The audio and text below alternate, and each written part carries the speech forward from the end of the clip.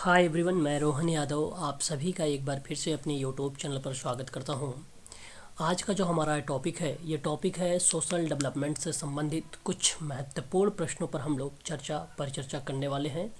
सामाजिक विकास से जितने भी महत्वपूर्ण प्रश्न हैं, चाहे वो एम्स मेडिकल सोशल वर्क का पेपर हो या यूजीसी नेट सोशल वर्क का पेपर हो या एमपी सेट समाज कार्य का पेपर हो, उनमें आप लोगों से सामाजिक विकास से एक न एक प्रश्न अवश्य पूछे जाएंगे। कुल टोटल मैंने यहाँ पे 15 प्रश्न लिए हैं और इन प्रश्नों के संबंध में कुछ फैक्ट भी मैं आप लोगों से चर्चा करूँगा, जो आप सभी को आगामी परीक्षाओं में यहाँ से प्रश्न देखने को अवश्य मिलेंगे।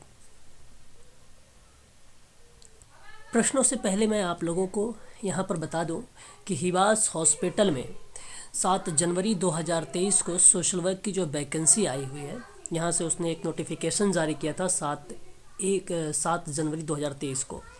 इसकी जो अंतिम तिथि है आपको मैं बता दूं, यहाँ पर आप देख लीजिए। लास्ट सबमिशन का जो डेट दिया है 14 फरवरी 2023 को। आज 23 जनवरी है ना। आज 23 जनवरी 2023 है और इसका लास्ट जो सबमिशन होगा ये 14 फरवरी 2023 को है। ये सोशल वर्क के संबंध में वैकेंसी निकाली गई है, आप देख सकते हैं, साइकेट्रिक सोशल वर्कर। ठीक है, यहाँ पे 2 पोस्ट ऑफ जो है आइडेंटिफाइड एंड इमार्क्ड लेकर बात किया गया है इसमें। और कुल टोटल अगर मैं बात करूँ आप लोगों से, यहाँ पे देख सकते हैं वैकेंट जो पोस्ट निकली है, क्लिनिकल साइकोलॉजिस्ट की 11 सीटें हैं और साइकेट्रिक सोशल वर्क की जो है 8 सीटों के बारे में बात किया गया है। सेंटर ऑफ जो एक्सीलेंस ऑफ हिबास है, यहाँ पर भी आप देख सकते हैं 8 सीटें इसके पे चर्चा हुई है और 4 सीटें जो है साइकेट्रिक सोशल वर्क के बारे में बातचीत की जाएगी। ये बेसिकली ऑफलाइन फॉर्म सबमिट होंगे, मैं आपको बता देता हूँ। ये सारी डिटेल आप नीचे यहाँ पे देख सकते हैं और पढ़ भी सकते हैं। मैं इसका जो है PDF आप लोगों को डिस्क्रिप्शन में डाल दूँगा, ठीक है ना। 1000 इसका जो है DD बनाया जाएगा, डिमांड ड्राफ्ट बनेगा और आपको जाके 14 फरवरी से पहले आप लोगों को फॉर्म ऑफलाइन जमा करना है।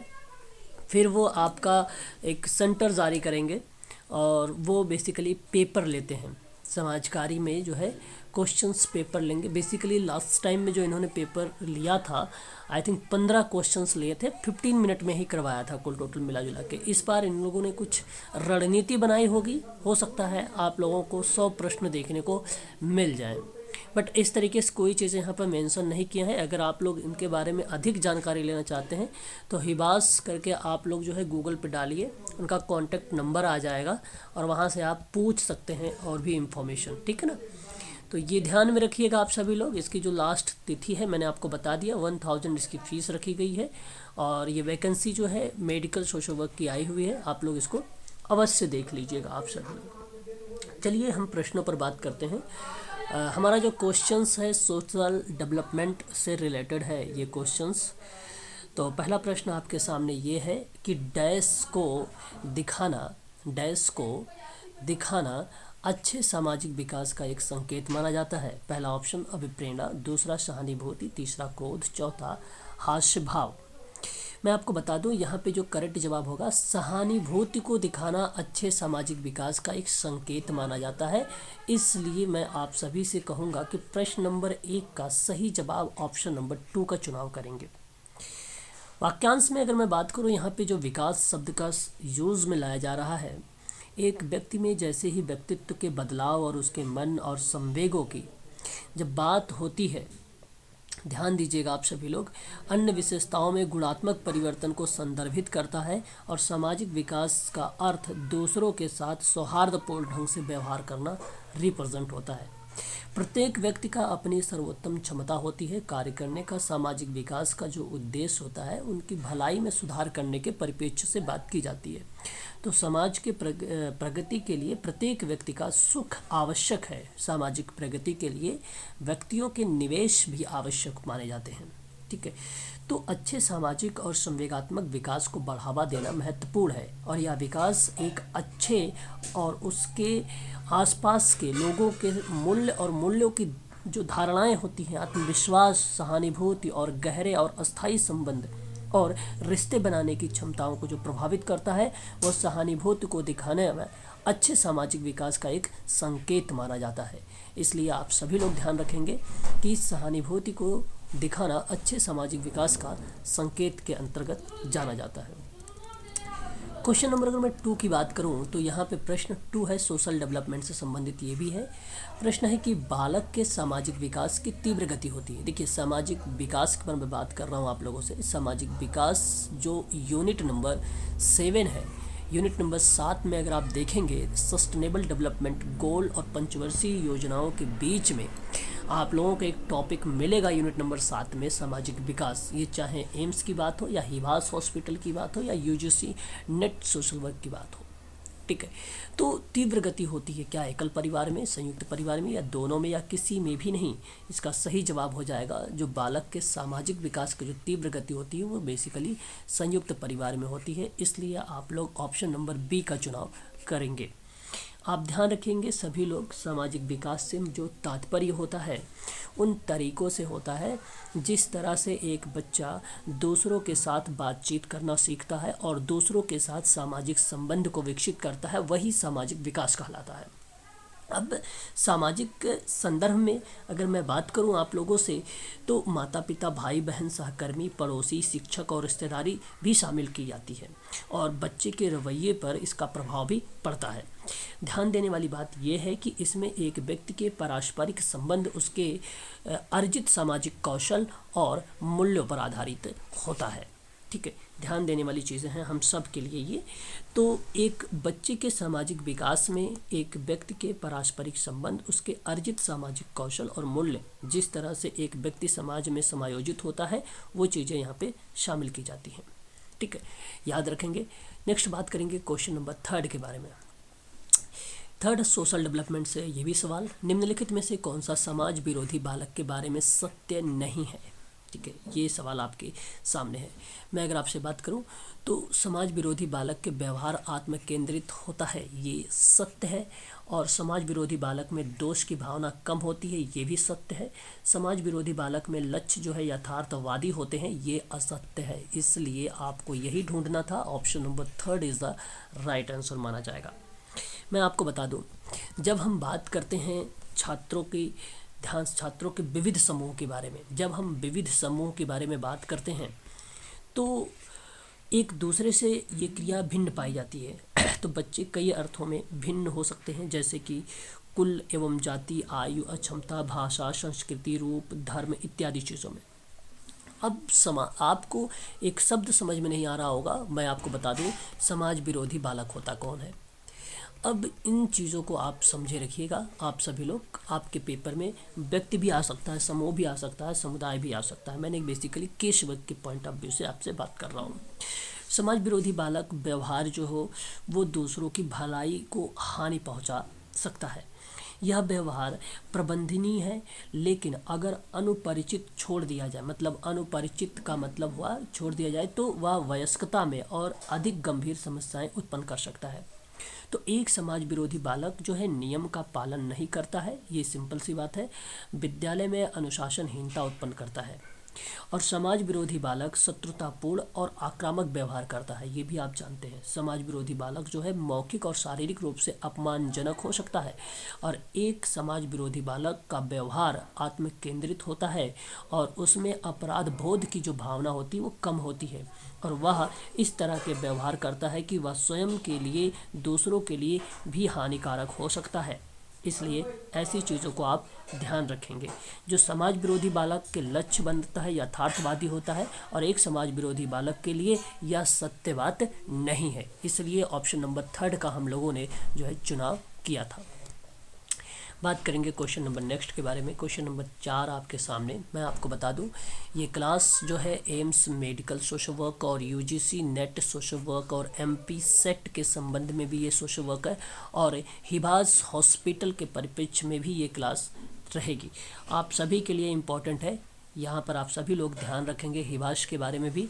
हिबास basically institute of human behaviour and allied science है, जिसने 7 जनवरी 2023 को एक नोटिफिकेशन जारी किया और उसमें बताया गया कि क्लिनिकल साइकोलॉजिस्ट की 11 सीटें होंगी और जो साइकेट्रिक सोशल वर्क होगी वो उसमें 8 सीटें होंगी।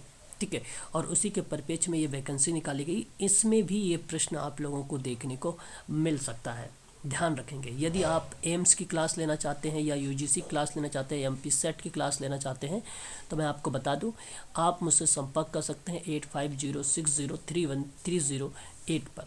ठीक है, अगर आप हिवास के संबंध में कुछ नोट्स प्रोवाइड करना चाहते हैं साइकेट्रिक सोशल वर्क के बारे में, तो मैं नोट्स आप लोगों को यहाँ पे प्रोवाइड करा दूंगा, लेकिन इसकी क्लास मैं आप लोगों को चलाऊंगा नहीं। हाँ, इसकी कंटेंट वगैरह जो है एम्स से रिलेटेड हो सकते हैं, मिलेंगे यहाँ पर एम्स से रिलेटेड भी, SGPGI से रिलेटेड भी, यूके मेडिकल सोशल वर्क यानी उत्तराखंड का भी, और MP से भी रिलेटेड आपको मिल जाएंगे मेडिकल सोशल वर्क के कंटेंट भी।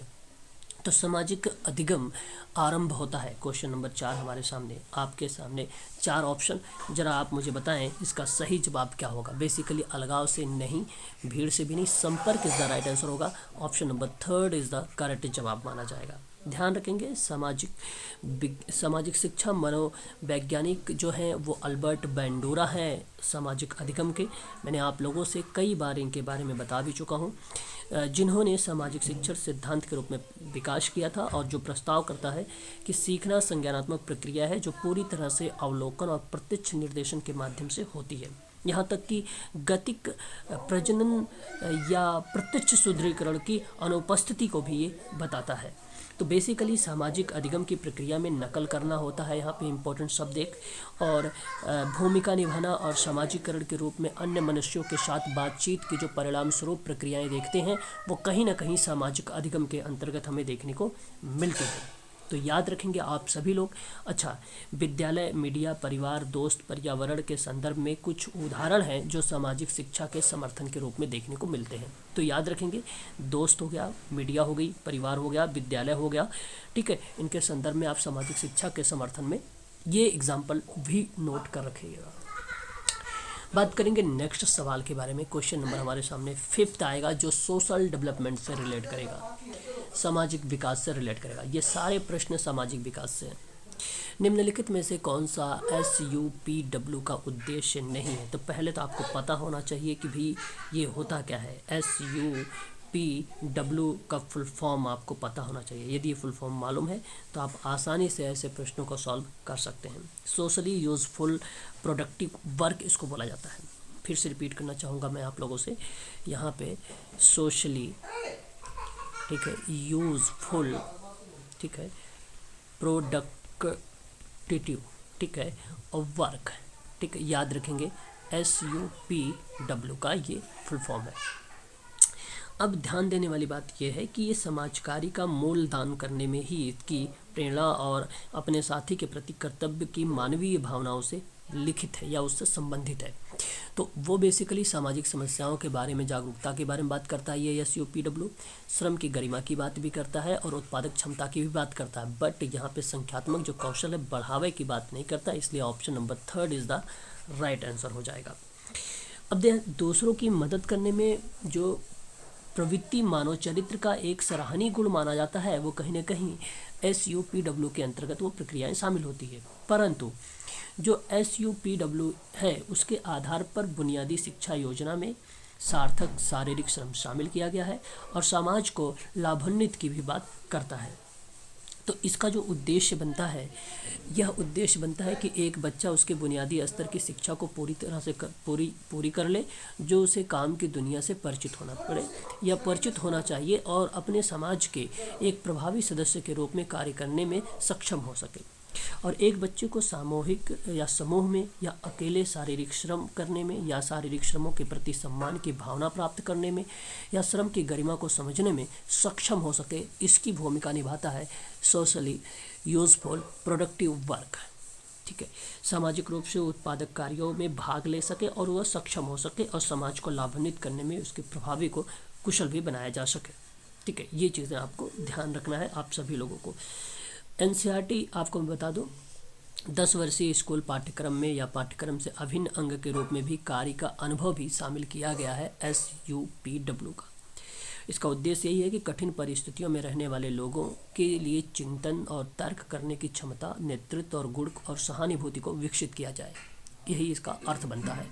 आगे अगर हम बात करते हैं क्वेश्चन नंबर 6 के बारे में जो हमारे सामने आ रहा है, ये भी सोशल डेवलपमेंट से सवाल है। बालक के सामाजिक विकास की तीव्र गति होती है संयुक्त परिवार में। मैंने आपको बता दिया, ये क्वेश्चंस रिपीट हो चुके हैं।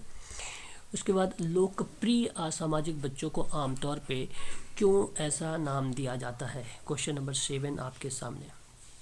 अच्छा सवाल है आपके सामने कि लोकप्रिय सामाजिक मूल्यों को आमतौर पर क्यों ऐसा नाम दिया जाता है। तो आपको मैं बता दूं, यहाँ पे जो वयस्क के अधिकार को चुनौती देना है, ये बेसिकली ऑप्शन आपका सही माना जाएगा। बच्चों का एक विविध समूह है जो उन बच्चों से बना है जो एक दूसरे से बहुत अलग है। विविधता का एक उदाहरण कई अलग अलग सांस्कृतिक पृष्ठभूमियों में छात्रों से भरी कक्षाओं में होता है। एक होता है सामाजिक बच्चे, एक होता है असामाजिक बच्चे। इनके बारे में थोड़ा सा आप समझ लीजिए। एक होता है सामाजिक बच्चे और एक होता है असामाजिक बच्चे, है ना। इनके बारे में आप थोड़ा सा समझें। जो सामाजिक बच्चे होते हैं उस प्रक्रिया को संदर्भित करते हैं जिनके द्वारा एक बच्चा अपने आसपास के अन्य लोगों के साथ अंतःक्रिया करना सीखता है, उसे सामाजिक बच्चे कहते हैं। और सामाजिक बच्चे साथियों के साथ अंतःक्रिया करने में सहज होते हैं। सामाजिक बच्चे जो होते हैं वो गतिविधियों में सक्रिय रूप से भाग लेते हैं। परंतु जब बात हम करते हैं असामाजिक बच्चे की, तो असामाजिक बच्चे में ऐसे व्यवहार हैं जो दूसरों की भलाई के लिए नुकसान पहुंचाने वाले या उनकी कमी करने वाले का कार्य करते हैं। असामाजिक बच्चे वो होते हैं जो किसी भी प्रकार के आचरण के रूप में परिभाषित किया जा सकता है जो किसी अन्य व्यक्ति के मूल अधिकारों का उल्लंघन करता है और किसी भी व्यवहार को समाज में दूसरों के लिए विघटनकारी माना जाता है। इस प्रकार के जो आचरण होते हैं वो अक्सर अर्थ ये होता है कि बच्चा असामाजिक रूप के लक्षण वहाँ पे दिखाना शुरू कर देता है। तो लोकप्रिय असामाजिक बच्चों को आमतौर पर ऐसे नाम दिए जाते हैं क्योंकि वे वयस्कों के अधिकारों को चुनौती देते हैं। इसलिए ऑप्शन नंबर यहाँ पर जो करेक्ट होगा वो 4th करेक्ट माना जाएगा। बात करेंगे नेक्स्ट सवाल पर, क्वेश्चन नंबर 8 हमारे सामने। ये भी सवाल हमारे सामने अच्छा ही है कि सेलमैन के अकॉर्डिंग सामाजिक परिप्रेक्ष्य में कौन से आयु वर्ग के स्वरूप होते हैं। ध्यान दीजिएगा, यहाँ पे अगर मैं बात करूँ तो ये 14 वयस्क होगा, यहाँ पे करेक्ट जवाब होगा। मैं आपको बता दूँ, आपने एक नाम सुना होगा रॉबर्ट सेलमैन का नाम, ये भी पेपर में खूब पूछा जाता है। इन्होंने कहा कि बच्चों के पॉइंट ऑफ व्यू के साथ में या परिदृश्य या दृष्टिकोण के साथ इन्होंने बताया कि ऐसे प्रश्न भी दिए जिनमें उन्हें दूसरों के दृष्टिकोणों को अपनाने की आवश्यकता थी। तो उनके उत्तरों के आधार पर उन्होंने यह समझाने के लिए एक मंच का सिद्धांत विकसित किया था कि किस तरह के बच्चे जो हैं विभिन्न दृष्टिकोणों को समझने की क्षमता को विकसित कर सकते हैं। तो कुल टोटल इन्होंने कुछ चरण बताए थे, उन चरणों को आप ध्यान दीजिएगा जो इम्पोर्टेंट होंगे, पेपर में ऐसे प्रश्न आ सकते हैं। इनके चरण कौन कौन से हैं, नंबर 1 में क्रम में बताऊंगा। एक था स्तर 0। स्तर 0 को कहा गया इनका अविभाजित परिप्रेक्ष्य, जिसका एज रखी गई थी 3 से 6 वर्ष, जिनकी एज रखी गई थी 3 से 6 वर्ष। ये पहला स्तर था जो 0। इसमें बच्चे मानते हैं कि स्वयं और दूसरों के विचारों और भावनाओं जो होती हैं वो भिन्न होती हैं, लेकिन वे अक्सर दोनों को भ्रमित करते रहते हैं, इसलिए इसको बोला गया अविभाजित परिप्रेक्ष्य लेना। स्तर नंबर 1 आता है। फिर उसके बाद स्तर नंबर 1 में इन्होंने कहा सामाजिक परिप्रेक्ष्य की जानकारी लेना। सामाजिक परिप्रेक्ष्य की जानकारी लेना, और इसकी एज इन्होंने रखा 4 से लेकर 9, 4 से लेकर 9 इसकी एज। तो बच्चे समझते हैं कि अलग अलग परिप्रेक्ष्य हो सकते हैं क्योंकि लोगों की अलग अलग जानकारी तक पहुंच सकती है, इसलिए सामाजिक परिप्रेक्ष्य की जानकारी लेने की बात कही गई थी। ये स्तर नंबर में, इसको भी आप लोग ध्यान रखेंगे। उसके बाद हम बात करेंगे, एक हमारे सामने आता है तृतीय यानी 3rd लेवल पर, जो स्तर नंबर 2 के नाम से जाना जाता है। इसको बोला गया आत्मचिंतन। आत्मचिंतन परिप्रेक्ष्य लेना, और इसकी एज जो थी 7 से लेकर 12 वर्ष थी। अब इसमें क्या बोला गया, स्तर नंबर 2 में कि बच्चे जो हैं दूसरे व्यक्ति के क्षेत्र में कदम रख सकते हैं और दूसरे व्यक्ति के परिप्रेक्ष्य से अपने विचार, भावना और व्यवहारों को देख सकते हैं और जान सकते हैं कि दूसरे भी ऐसा कर सकते हैं। इसलिए आत्मचिंतन परिप्रेक्ष्य जो लेना होता है वो 7 से 12 वर्ष में आती है और यह स्तर नंबर 2 के अंतर्गत हमें देखने को मिलता है रॉबर्ट सेलमैन के अकॉर्डिंग। उसके बाद हम बात करेंगे स्तर नंबर 3। स्तर नंबर 3 में इन्होंने कहा है पक्ष परिपेक्ष। अब ध्यान देने वाली बात यह है कि इसकी आयु 10 से लेकर 15 वर्ष है। बच्चे दो व्यक्ति की स्थिति से बाहर कदम रख सकते हैं और कल्पना भी कर सकते हैं। तीसरे निष्पक्ष पक्ष के दृष्टिकोण से या परिप्रेक्ष्य से स्वयं और दूसरों को कैसे देख सकते हैं, ये प्रक्रिया आती है पक्ष परिप्रेक्ष्य में। और उसके बाद आता है एक लास्ट स्तर जो 4 नंबर का है और ये बताता है सामाजिक परिप्रेक्ष्य। और सामाजिक परिप्रेक्ष्य को ही हम लोग बोलते हैं वयस्कों के लिए। ये वयस्कों के लिए है और ये होता है 14 वर्ष के बाद से। तो व्यक्ति समझता है कि तीसरे पक्ष से परिप्रेक्ष्य को बड़े सामाजिक मूल्यों की एक या अधिक प्रणालियों से प्रभावित किया जा सकता है और इस स्तर पर व्यक्ति के सामाजिक परिप्रेक्ष्य का विकास भी होता है। तो यह स्पष्ट हो गया कि सेलमैन ने कहा कि सामाजिक परिप्रेक्ष्य जो होता है 14 वर्ष की आयु से वयस्कता तक विकसित की जाती है। इसलिए यहाँ पर जो सही जवाब होगा सेलमैन के अकॉर्डिंग वो ऑप्शन नंबर 4 करेक्ट माना जाएगा। ये मैंने आपको बता दिए हैं। ये 5 जो चरण है ये याद रखिएगा। स्तर इसके 4 है। 0 से स्टार्ट किया है इन्होंने। क्वेश्चन नंबर 9, सामाजिक संरचनात्मक जो कक्षा में किस तरह के क्रियाकलापों पर बल देना चाहिए। आपके सामने यहाँ पर 4 ऑप्शन है। मैं आपको बताना चाहूँगा कि जो चुनौतीपूर्ण हो और गहन चिंतन की अनुमति दे, यही ऑप्शन आपका सही हो जाएगा। सामाजिक संरचनात्मक कक्षों में ठीक है क्रियाकलापों पर बल दिया जाता है। तो सामाजिक संरचनात्मक अधिगम के सहयोगी प्रकृति पर केंद्रित है। ज्ञान का विकास इस बात से होता है कि लोग एक दूसरे के साथ उनकी संस्कृति और समाज के साथ कैसे अंतःक्रिया करते हैं। तो इसलिए मैं आप सबसे कहूँगा कि इसका सही जवाब जो माना जाएगा वो ऑप्शन पहला माना जाएगा। इसकी देखिए कुछ प्राथमिकता दी जाती हैं। जैसे प्राथमिकता की बात करें, मित्र शिक्षक इसकी प्राथमिकता की बात करता कक्षा में, है ना। सामूहिक गतिविधियों पर बात करता है। ये सामूहिक गतिविधियों के साथ साथ चुनौतीपूर्ण वातावरण को एक्सेप्ट करता है। छात्रों पर अपसारी और अभिसारी रूप से सोचने पर भी बल देता है। छात्रों के बीच में सहयोगी अधिगम पर भी बल देता है ये, ठीक है। तो इसलिए आप लोगों को ये भी शब्द ध्यान में रखना पड़ेगा। आगे हम बात करते हैं। अच्छा देखिए यहाँ पे जो बच्चे द्वारा पूछताछ की अनुमति ना दे, ये बेसिकली कक्षा बाल केंद्रित होनी चाहिए। तो जब शिक्षक केंद्रित नहीं होगी ताकि बच्चों को स्वतंत्र रूप से प्रश्न पूछने की अनुमति हो, और जब ऐसी प्रक्रिया नहीं बनती है तो बेसिकली यहाँ पर ऑप्शन नंबर 4 राइट हो जाता है, ठीक है। और जो थर्ड वाला है वो बेसिकली रटंत विद्या को बताता है, इसलिए ये आपको गलत हो जाएगा। पुनरावृत्ति वाली जो प्रक्रिया है ये बेसिकली विचारों को अलग करने की बात करता है, ठीक है। आगे बात करेंगे क्वेश्चन नंबर नेक्स्ट हम लेंगे 10 नंबर का, कि मूलतः जो समतावादी समाज हैं ऐसे समाज को व्यक्तिगत स्वतंत्रता को संरक्षित नहीं करते।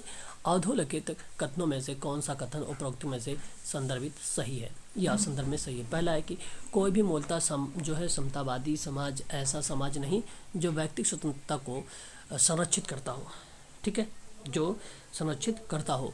और दिए गए कथन में प्रतिवर्ती वाक्य जो होंगे वो तार्किक रूप से समतुल्य होंगे। बिल्कुल यही आपका सही माना जाएगा जो है समतावादी समाज के परिप्रेक्ष्य में। तो व्यक्ति स्वतंत्रता को संरक्षित नहीं कर रहा है, तो यही संरक्षित नहीं कर रहा है, पहला ही पॉइंट है ना, कि भाई प्रवर्तित वाक्य हो और तार्किक रूप से समतुल्य हो। तो बट ऐसा समाज ही कहाँ भाई, तो इसलिए यहाँ पर ये पहला वाला ही करेक्ट जवाब माना जाएगा आपका। तो कथन में ये कहा गया तार्किक रूप से समतुल्य केवल तभी होता है यदि एक कथन के असत्य होने पर दूसरे कथन का सत्य होना संभव ना हो, ठीक है। तो कोई मौलिक समतावादी समाज ऐसे समाज नहीं है जो व्यक्तिगत स्वतंत्रता को संरक्षित करे, ठीक है। इसलिए मैं आपसे कहूँगा कि पहला ऑप्शन का चुनाव आप सभी लोग करें। बात करेंगे नेक्स्ट, वर्तमान समाज के जो लोग हैं वो लोकप्रिय रूप से क्या कहते हैं। आधुनिक कहते हैं, ये बात आपको अच्छे से मालूम होना चाहिए। लोग लोकप्रिय रूप से वर्तमान समाज को आधुनिक समाज कहते हैं। आधुनिकता को सामान्य व्यवहार प्रणाली के रूप में समझा जा सकता है जो ऐतिहासिक रूप से पश्चिमी यूरोप और उत्तरी अमेरिका के शहरों से औद्योगिक और साक्षर और सहयोगी समाजों से जुड़ी हुई प्रक्रिया शामिल की गई है। इसलिए मैं कहूँगा कि ऑप्शन नंबर आप थर्ड को चुनाव करें। आगे अगर हम बात करेंगे क्वेश्चन नंबर 12 के बारे में, देखिए यहाँ पे अनुकरण के प्रभाव के संदर्भ में निम्नलिखित में से कौन सा कथन सत्य नहीं है, आपको बताना है। पहला स्टेटमेंट, एक आदर्श के अवलोकन, ठीक है, एक आदर्श के अवलोकन के परिणाम स्वरूप नया व्यवहार प्राप्त करना आदर्शनीय प्रभाव है। देखिए, एक आदर्श के अवलोकन के परिणाम स्वरूप नया व्यवहार प्राप्त करना आदर्शनीय प्रभाव होता है। तो मैं आपसे कहूँ सत्य नहीं है, बिल्कुल ये सत्य नहीं है, इसलिए इसको आप गलत करें।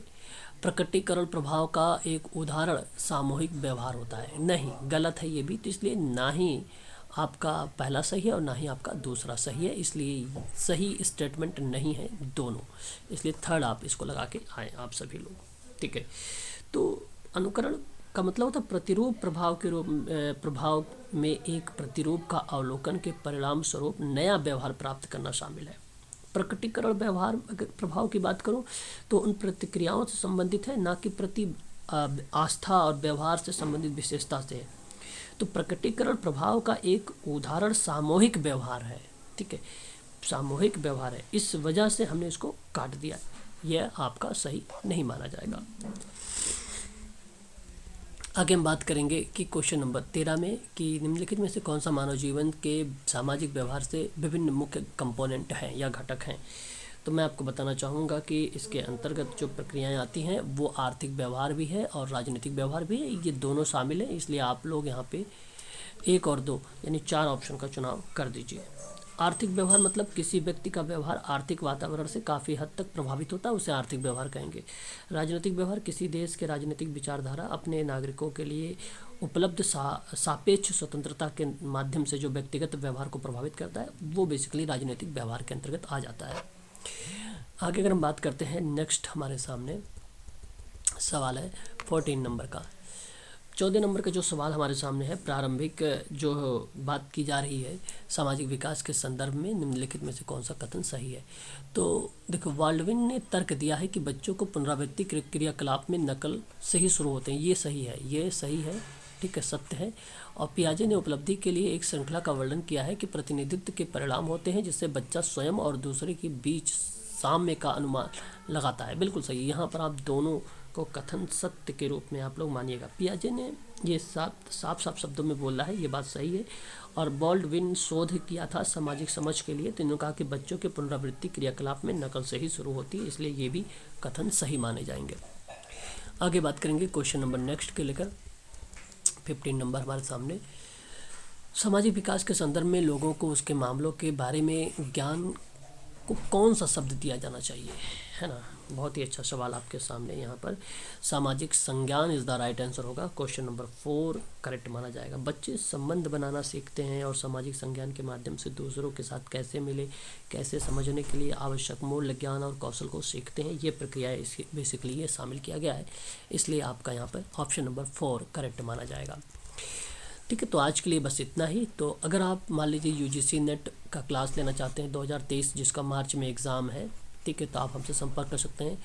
मेडिकल सोशल सर्विस ऑफिसर जिसके एम्स मेडिकल सोशल वर्क की अगर आप समाज कार्य में ऑनलाइन क्लास लेना चाहते हैं तब भी आप हमसे जो है इस नंबर पर संपर्क कर सकते हैं, ठीक है। आरपीएससी हो या नेट को या सेट हो एमपी का, उससे भी आप लोग हमें जानकारी लेने के लिए आप हमसे संपर्क कर सकते हैं और मैं सारी चीज़ें आप लोगों को प्रोवाइड करा रहा हूँ। एवरीडे आप लोगों की लाइव क्लासेस होगी, रिकॉर्डेड वीडियो आपको दिया जाएगा, यूनिट वाइज आपको मॉक टेस्ट कराए जाएंगे, यूनिट वाइज आपके टॉपिक कवर किए जाएंगे, हैंड रिटन क्वेश्चन नोट्स मिलेंगे, प्रीवियस ईयर का क्वेश्चन पेपर 2004 से लेकर 2022 तक आपको कंप्लीट किया जाएगा। आज जो चलेगा 2009 का जून का पेपर आप लोगों से व्याख्या सहित सॉल्व करवाया जाएगा आज, ठीक है, 6:30 पर 8 PM पर आप लोगों का आज जो होगा वो सामाजिक नीति का टॉपिक आज यहाँ पर टोटली कवर हो जाएगा। हालांकि मैंने सामाजिक नीति के बारे में थोड़ा सा कल मैंने आप लोगों को बताया था, आज जो चीज़ें बची हैं आज उसे फिनिश कर देंगे हम लोग, ठीक है।